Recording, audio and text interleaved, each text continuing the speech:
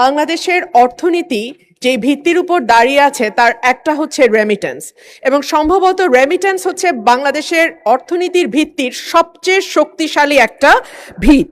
এই দেশে প্রায় 1 কোটির ওপরে মানুষ দেশের বাইরে কাজ করে, এবং যেটা আন্তর্জাতিক অভিবাসন উৎস দেশ হিসেবে বাংলাদেশকে বিশ্বের 6ষ্ঠ বৃহত্তম দেশে পরিণত করেছে।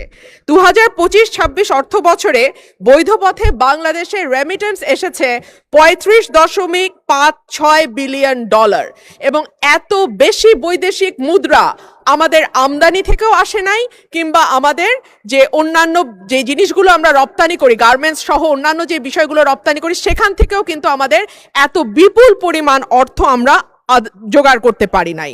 ওয়ার্ল্ড ব্যাংকের হিসাবে বাংলাদেশ বিশ্বের 8ম বৃহত্তম রেমিটেন্স গ্রহণকারী দেশ, এবং আমাদের রিজার্ভ বলেন, আমাদের গ্রামীণ অর্থনীতি বলেন, আমাদের আমদানি ব্যয় মেটানোর মূল উৎস বলেন, কিংবা আমাদের লাখো পরিবারের যেই উপার্জনের উৎস, সেটা কিন্তু আমাদের এই প্রবাসী ভাইয়েরা, এবং সবকিছু নির্ভর করছে যে আমাদের রেমিটেন্স যোদ্ধারা কি পরিমাণ অর্থ বাংলাদেশে পাঠায় তার উপরে। কিন্তু রেমিটেন্সের আড়ালে একটা বিরাট মানবিক মূল্য আমাদেরকে দিতে হয় মাননীয় স্পিকার, যেটা আমাদের নজরে সব সময় আসে না।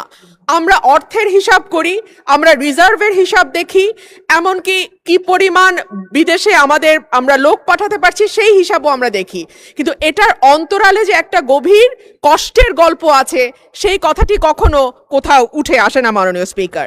সোশ্যাল কস্ট অফ মাইগ্রেশন, যেটাকে আমরা বলতে পারি সুযোগ এবং ত্যাগের গল্প একই সঙ্গে। ওয়েজ আর্নার্স বোর্ডের তথ্য অনুযায়ী 2024 সালে বাংলাদেশ জন্মের পরে এখন পর্যন্ত 2024 সালে সবচাইতে বেশি 4813 জনের মরদেহ বাংলাদেশে আসে। এছাড়াও 15 থেকে 24 পর্যন্ত 38,000 মরদেহ বাংলাদেশে এসছে। লক্ষণীয় বিষয় হচ্ছে এদের বেশিরভাগেরই বয়স 40-এর নিচে, এবং 40-এর নিচে যাদের বয়স মাননীয় স্পিকার, খুব স্বাভাবিকভাবেই তাদের কোনো কোমরবিডিটি থাকার কথা নয়, কিন্তু তারপরেও বৈরী পরিবেশে ঘন্টার পর ঘন্টা পরিশ্রম করা, দেশের সঙ্গে দীর্ঘদিন তাদের ফিজিক্যাল যোগাযোগ যেটাকে বলে সেটাতে বিচ্ছিন্ন থাকা, দুশ্চিন্তা, পরিবার থেকে দূরে থাকা, এবং ভীষণ রকম পরিশ্রম এবং অস্বাস্থ্যকর পরিবেশে দিনের পর দিন থাকবার কারণেই এত বড় সংখ্যক মরদেহ প্রতি বছর বাংলাদেশে বিদেশের মাটি থেকে আসে। অভিবাসনের প্রকৃত মূল্য, আমি যে কথাটি বলছিলাম যে কেবলমাত্র সংখ্যা বা জীবন দিয়ে যদি আমরা হিসাব করি তাহলে হবে না, এর সঙ্গে যুক্ত হয়ে আছে আমাদের সামাজিক নানান রকম ঘটনাও। দূরত্ব, যেটা দীর্ঘদিন দেশের বাইরে থাকা, তৈরি করে পরিবারের সাথে দূরত্ব। এমনও ভাইয়ের গল্প আমরা জানি মাননীয় স্পিকার, যে হয়তো তার সন্তানটিকে 1 বছরের রেখে গিয়েছিল, কিন্তু যখন ফিরে এসছে তার সন্তান কিশোর বয়সে গেছে। বাবা সন্তানকে ঠিকমতো চেনে না, সন্তানও বাবাকে চেনে না। যেটুকু কথা তাদের মধ্যে হয় সেটা হয়তো মোবাইল টেলিফোনে, কিংবা সেটা হয়তো ভিডিও কলের মাধ্যমে হয়। বাবা মার মৃত্যু হয় দেশে, সন্তান খবর পায় না। অনেক সময় আমরা জানি আমাদের প্রবাসী ভাইরা যে টাকা পাঠান, সেটা দিয়ে সম্পদ তৈরি করেন পরিবার, কিন্তু সেই সম্পদে অনেক সময় সেই ভাইটির নাম থাকে না, দেখা যায় অন্যান্য ভাই বা যারা দেশে থাকে তাদের নামেই সম্পদ তৈরি হয়। অর্থাৎ নানানভাবে নানান রকম সমস্যার মধ্যে দিয়ে আমাদের প্রবাসী ভাইরা দেশের বাইরে কাজ করেন, কিন্তু তাদের এই শ্রম এবং ঘামেই বাংলাদেশের অর্থনীতি টিকে আছে।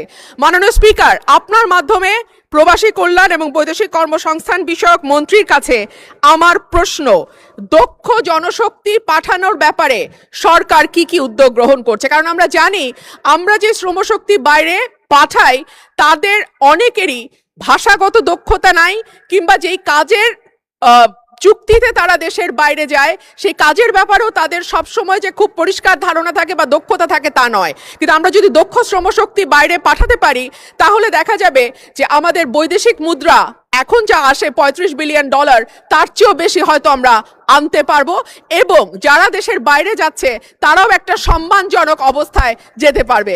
মাননীয় স্পিকার, আপনার মাধ্যমে মাননীয় মন্ত্রীর কাছে আমার প্রশ্ন। ধন্যবাদ মাননীয় স্পিকার।